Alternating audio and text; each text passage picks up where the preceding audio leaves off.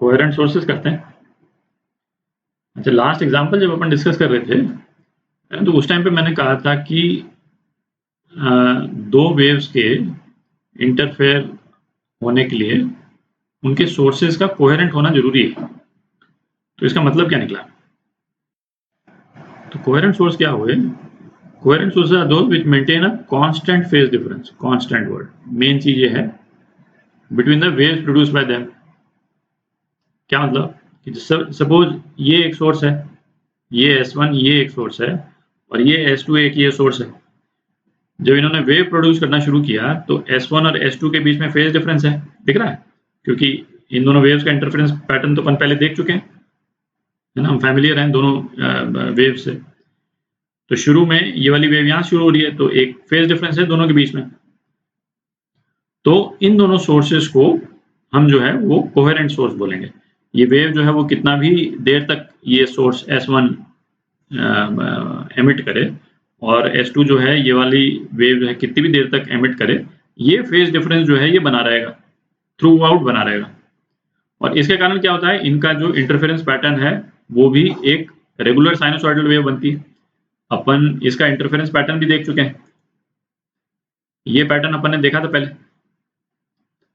है ना, इन वेव्स का ये पैटर्न देखा था। तो एक रेगुलर साइनोसॉइडल वेव बनती, ठीक है, एम्पलीट्यूड जो है वो कांस्टेंट रहता है, फ्रीक्वेंसी इस टाइप से रहती, ठीक है। तो ये तो हुए आपके कोहेरेंट सोर्सेज और उनका इंटरफेरेंस पैटर्न। अब मैं ऐसे करूं कि यदि दूसरे वेव सोर्स जो वेव एमिट कर रहा है उसको इस तरह से एमिट कराएं कि इनकी कोहेरेंस खत्म हो जाए, तो वो कैसा लगेगा देखने में, उसको देखते हैं एक बार। तो सपोज दूसरे वेव सोर्स जो है वो इस तरह की वेव इशू करने लग जाए कि ये मैंने एक एक साइकिल में चेंज किया है ना, हम कितनी भी साइकिल में चेंज कर सकते हैं, 3 साइकिल के बाद में इस तरह का रैंडम चेंज होने लग जाए कि जैसे ये पहला साइकिल हुआ उसके बाद में दूसरी वेव जो वेव प्रोड्यूस कर रहा है वो सडनली यहाँ से शुरू हो जाए, है ना, कॉन्टिन्यूटी नहीं रही। फिर इसका एक साइकिल खत्म हुआ है, यहाँ के बाद में तीसरी वेव जो है वो तीसरी वेव कायदे से यहाँ से शुरू होनी चाहिए, ठीक है, वो यहाँ शुरू होने के बजाय यहाँ से रैंडमली शुरू हो जाए, ठीक है। तो अब क्या हुआ कि यहाँ पे तो सपोज इन दोनों के बीच में ये वेव यहाँ शुरू हुई थी, ठीक है, तो शुरू का जो पार्ट डिफरेंस था दोनों में कितना था, डेल्टा एक्स, है ना, और फेज डिफरेंस कितना था, 2 pi by lambda into delta x, ये फेज डिफरेंस था। अब ये फेज डिफरेंस तो जो है वो हर साइकिल के बाद चेंज होता चला जाएगा, आप देख रहे हैं, क्योंकि ये वाली वेव तो यहाँ पे है, जो ब्लू वाली वेव है वो यहाँ पे, ठीक है, और ये नई वाली वेव ये यहाँ शुरू हो गई, तो ये फेज डिफरेंस तो कुछ और ही हो गया, ठीक है, यहाँ पे फिर फेज डिफरेंस चेंज हो जाएगा। तो इस तरह से ये जो कांस्टेंट फेज डिफरेंस की अपन बात कर रहे हैं ये मेंटेन नहीं हो पा रहा है दो सोर्स के बीच में। तो अब ये दोनों सोर्सेज इनकोहेरेंट हो गए, ठीक है। अच्छा, इसमें एक चीज मैं कह दूं कि कोहेरेंट इनकोहेरेंट का रिलेशन इससे नहीं है कि वेव जो है कॉन्टिन्यूस प्रोड्यूस हो रही है और डिसकॉन्टिन्यूस प्रोड्यूस हो रही है ना। यदि ये वाला वेव सोर्स भी भले तोड़ तोड़ के साइकिल्स प्रोड्यूस करे, ठीक है, पहली वेव जो है वो इस टाइप की प्रोड्यूस करे और दूसरी वेव जो प्रोड्यूस करे वो भले ब्रेक के साथ प्रोड्यूस करे, है ना, वो मतलब जैसे इसने दूसरी वेव यहाँ प्रोड्यूस की है ना, तो इस वाले वेव को भी हम इस तरह से प्रोड्यूस कराएं ताकि फेज डिफरेंस यही रहे, तब भी वो लोग कोहेरेंट रहेंगे, तब भी दोनों सोर्सेज कोहेरेंट रहेंगे। तो कोहेरेंट रहने का मतलब इससे नहीं है कि वेव कॉन्टिन्यूस प्रोड्यूस हो रही है, नॉन कॉन्टिन्यूस प्रोड्यूस हो रही है, इससे है कि फेज डिफरेंस जो है वो कॉन्टिन्यूस रह रहा है कि नहीं रह रहा, मतलब सेम रह रहा है कि नहीं रह रहा, मतलब ये जो चीज है ये सेम रहनी चाहिए, ठीक है। तो ये कोहेरेंट सोर्स हुए।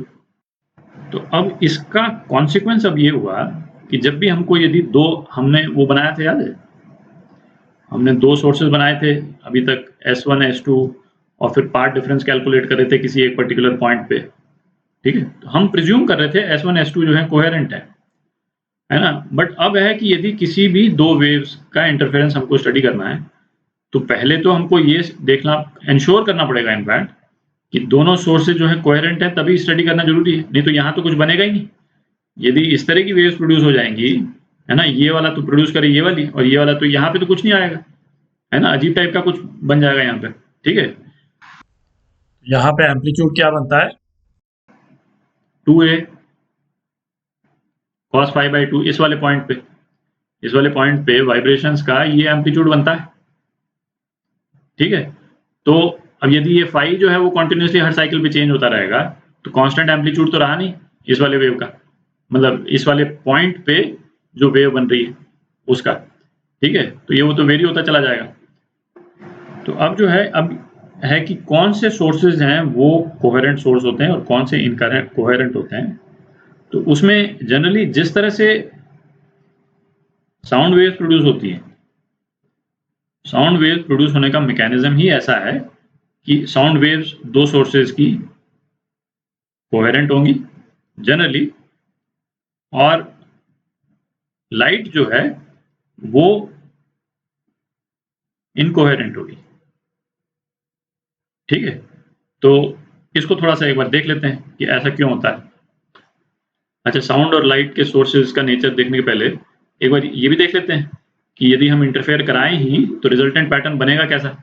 तो इस वाली वेव को हम यहाँ ले आए, ठीक है। तो पिछली बार तो अपन ने रेगुलर साइनोसॉइडल वेव देखी थी, अब यहाँ पे यदि बनाएंगे तो कुछ इस टाइप का बन जाएगा, ये 0 है, ठीक है। अच्छा, यहाँ तक तो ठीक है, यहाँ तक तो ये यहाँ आ गया, ठीक है। अब ये क्या बनेगा, अब ये ना, अब ये यहाँ आ गया, ठीक है। ये शिफ्ट जब हुआ तो ये इधर सडनली यहाँ से दिख रहा है, ये नेगेटिव है और ये पॉजिटिव है ऑलमोस्ट बराबर, तो ये एक स्ट्रेट लाइन यहाँ पे ये इस टाइप की बन गई, ठीक है। और फिर उसके बाद में ये शुरू होगा यहाँ मैक्सिमा जाएगा और ये 0 हो गया एक तरह से, ठीक है। यहाँ आया और फिर प्रॉब्लम यहाँ पे आएगी दोबारा, ये हुआ और जैसे ही यहाँ पहुंचा तो यहाँ पे ये सडनली, अब जैसे यहाँ पे आया तो इसको नॉर्मली इस तरफ जाना चाहिए, ये सडनली इस टाइप का आ जाएगा, आप देख रहे हैं। तो रेगुलर साइनोसॉइडल वेव नहीं मिल पा रही है अपने को, है ना। तो अब देखते हैं साउंड और लाइट वेव्स। तो सपोज जैसे साउंड के लिए हमने ये दो गिटार ले लिए, है ना, और इसमें से किसी एक स्ट्रिंग को थोड़ा देर हमने खींच करके और फिर छोड़ दिया तो वाइब्रेशन प्रोड्यूस करेगी, और स्ट्रिंग जो है वो फंडामेंटल फ्रीक्वेंसी में सपोज वाइब्रेट कर रही, तो स्ट्रिंग इस टाइप से वाइब्रेट करेगी, ठीक है। ये तो अपन देख चुके हैं। अच्छा, यहाँ वेव जनरेट होगी तो इसका यदि मैं डिस्प्लेसमेंट मैक्सिमम मिनिमम बनाऊं, है ना, कुछ इस टाइप का बन जाएगा, बन रहा है कॉम्प्रेशन और रेयर फ्रैक्शन, मैं एम्पलीट्यूड इसका डिस्प्लेसमेंट एम्पलीट्यूड का मैक्सिमम मिनिमम बना दिया, है ना, कुछ इस टाइप का। साउंड के केस में क्या है मेन चीज कि ये पूरी की पूरी स्ट्रिंग जो है वो ये वेव प्रोड्यूस कर रही है। क्या मतलब निकला कि जिस फ्रीक्वेंसी से सपोज जो स्ट्रिंग का ये वाला जो पोर्शन है, देख रहा है ये वाला पोर्शन, ये जिस फ्रीक्वेंसी और ये जिस फेज से जब ये मैक्सिमा पे है तब स्ट्रिंग का ये वाला पोर्शन भी मैक्सिमा पे है, दिख रहा है, ये वाला पोर्शन भी मैक्सिमा पे है, ये भी मैक्सिमा पे है और ये भी मैक्सिमा पे है, दिख रहा है। पूरी की पूरी स्ट्रिंग एक साथ मैक्सिमा पे आ गई, और जब इस तरफ जाएगी, जब ये स्ट्रिंग इस तरफ जाएगी तो पूरी की पूरी स्ट्रिंग इस तरफ जाएगी, तो स्ट्रिंग का हर पार्ट जो है वो सेम वेव प्रोड्यूस कर रहा है। भाई ये पार्ट जो है वो इस पोर्शन का जो एयर है उसको कंप्रेस करेगा, ठीक है। जो इस तरफ जो वेव जाएगी इस वाले पार्ट से, ये इसको कंप्रेस कर रहा है, इस वाले पोर्शन को कंप्रेस, और रेयर फ्रैक्शन जो चल रहा है, कंप्रेशन रेयर फ्रैक्शन, ये वाला पार्ट जो है वो इस तरफ भेजेगा, ठीक है। तो पूरी स्ट्रिंग लगी हुई है सेम वेव प्रोड्यूस करने में, और इसी कारण यदि यहाँ पे भी सपोज उसके बाद में हमने एक सेम स्ट्रिंग को दूसरे स्ट्रिंग को हमने प्लग कर दिया, उसकी फंडामेंटल फ्रीक्वेंसी भले डिफरेंट हो, ठीक है, वेवलेंथ जो है वो डिफरेंट हो या जो भी है, ठीक है, पर इस वाले केस में भी वो, या हमने फर्स्ट हार्मोनिक या थर्ड हार्मोनिक में इसको कर दिया तो फ्रीक्वेंसी तेज हो जाएगी, पर इस केस में भी पूरी की पूरी वेव प्रोड्यूस कर रही है। ऐसा नहीं है कि ये वाला पार्ट जो है वो तो कुछ और प्रोड्यूस कर रहा है और ये वाला पार्ट कुछ और प्रोड्यूस कर रहा है, ठीक है, ये दिख रहा है। अच्छा, अब लाइट के केस में क्या होता है, लाइट के केस में मतलब टोटली डिफरेंट चीज होती है कि नहीं, उसको देखते हैं जरा। अच्छा, अब तो लाइट सोर्स देखते हैं। तो लाइट सोर्स के केस में क्रूशियल डिफरेंस क्या है कि लाइट प्रोड्यूस कहाँ हो रही है। तो लाइट के केस में आपने केमिस्ट्री में पढ़ा होगा कि इलेक्ट्रॉन जब जंप करता है हायर लेवल से लोअर लेवल पे, तब जो है वो फोटोन प्रोड्यूस करता है, तब लाइट प्रोड्यूस करता है। ठीक है, तो ये सपोज किसी एटम के हमने 2 ऑर्बिट्स बना दिए, है ना, और सपोज ये इलेक्ट्रॉन्स हैं, तो ये इलेक्ट्रॉन जब जंप करेगा यहाँ से यहाँ, तो लाइट प्रोड्यूस करेगा। ठीक है, और ये वाला इलेक्ट्रॉन जब जंप करेगा यहाँ से यहाँ, तब ये भी एक लाइट प्रोड्यूस करेगा। दिख रहा है? अच्छा, अब ये इलेक्ट्रॉन कब जंप करेगा, ये इलेक्ट्रॉन कब जंप करेगा, है ना, इसका आपस में कोई कोरिलेशन नहीं है। ठीक है, तो यहाँ पे एटम्स हैं, ढेर सारे एटम हैं, इलेक्ट्रॉन्स रैंडमली एक्साइट हो रहे हैं, है ना, इलेक्ट्रॉन नीचे आ गया यहाँ पे, और फिर उसके बाद में फिर वापस एक्साइट होकर के ऊपर चला जाएगा और फिर वापस नीचे गिरेगा। तो ये पूरा प्रोसेस जो है वो कंप्लीटली रैंडम है ना। नेट रिजल्ट क्या है कि लाइट जो प्रोड्यूस होगी, यहाँ से लाइट जो प्रोड्यूस होगी, यहाँ पे 100 इलेक्ट्रॉन जो हैं वो जंप किए किसी भी पर्टिकुलर पॉइंट ऑफ टाइम, मैंने ऐसे ही 100 बोल दिया, हो सकता है करोड़ों में हो, पर उसका जो नेट रिजल्ट होगा वो मतलब, है ना, वेव फिर कुछ इस टाइप की बनेगी, है ना, वेव जैसे यूं गई, फिर उसके बाद में कोई दूसरा इलेक्ट्रॉन या दूसरे बंच ऑफ इलेक्ट्रॉन जंप किए, उन्होंने थोड़ा सा देर तक वेव बनाई, फिर उसके बाद में तीसरा इलेक्ट्रॉन जंप किया। फेज का तो कोई कोरिलेशन है ही नहीं, क्योंकि इलेक्ट्रॉन्स तो रैंडमली जंप कर रहे हैं।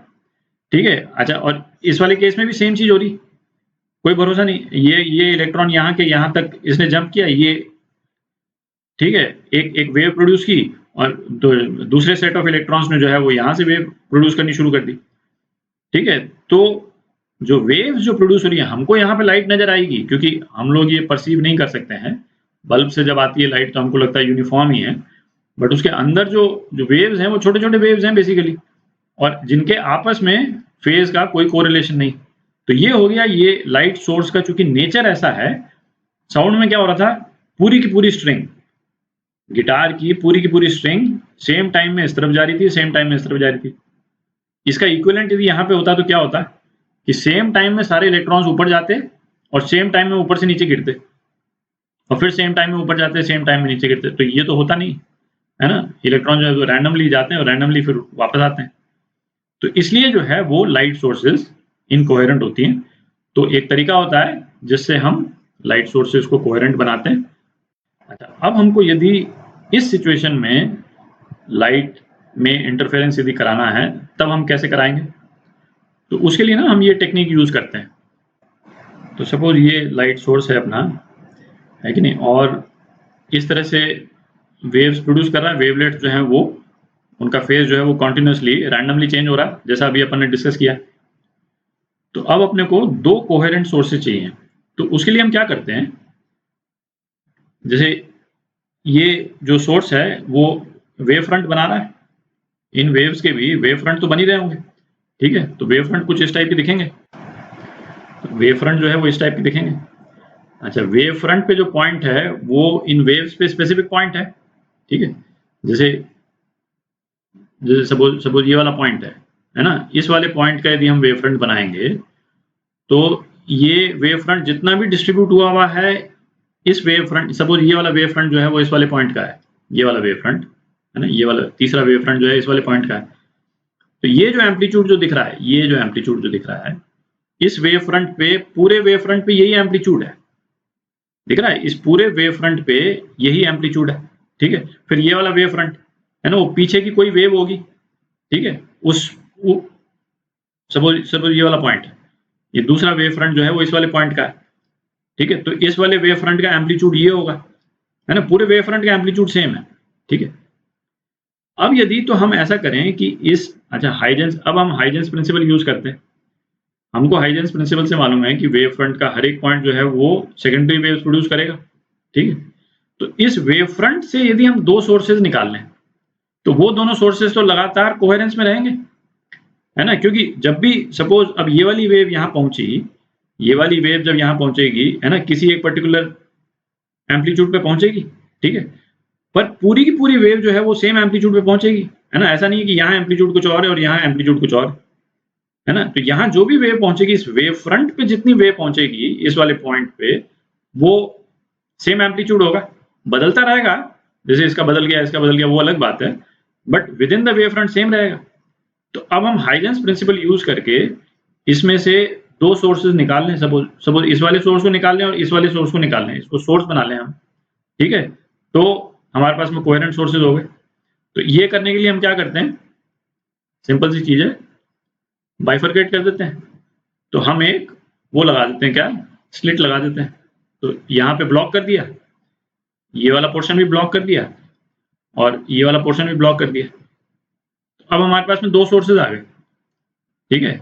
ये हमारा S1 हो गया, ये हमारा S2 हो गया और ये दोनों सोर्सेज़ जो है कोहेरेंट हैं। इनके पीछे क्या हो रहा है उससे कोई मतलब ही नहीं, क्योंकि यहाँ पे जो आएगा, है ना? यहाँ से जो वेव प्रोड्यूस होगी इस वाले से और इस वाले से, वो कोहेरेंट होगी।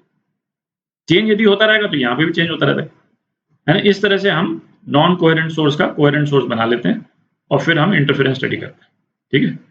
तो अब अपन ने सारे पॉइंट्स बेसिकली कवर कर लिए। तो अब हम, है ना, यंग्स डबल स्लिट एक्सपेरिमेंट है ना, बहुत इंपॉर्टेंट एक्सपेरिमेंट है ना, उसको करते हैं।